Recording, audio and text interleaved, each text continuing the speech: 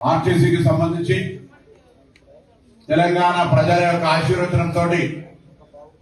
December 3, 2023 నాడు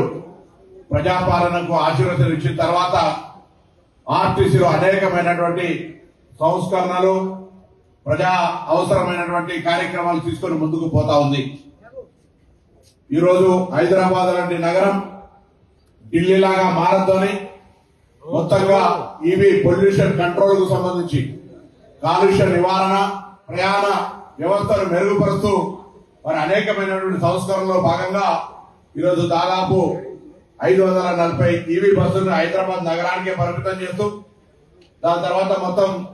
తెలంగాణలో 10,000 బస్సుల్లో దాదాపు 1000 బస్సులు ఈవీ బస్సులు నడపడంతో పాటుగా భవిష్యత్తులో పిఎం ఈ డ్రైవ్ కింద హైదరాబాద్ సంబంధించి ప్రత్యేకించి 2200 ఈవీ బస్సులను మరి ఫేజ్ వేరుగా హైదరాబాద్ లో ప్రవేశపెట్టబోతా ఉన్నాం. దీని ముఖ్య ఉద్దేశం ఈరోజు చూస్తా ఉన్నాం, పెట్రోల్ డీజిల్ ధరలకు సంబంధించి ఏ విధమైనటువంటి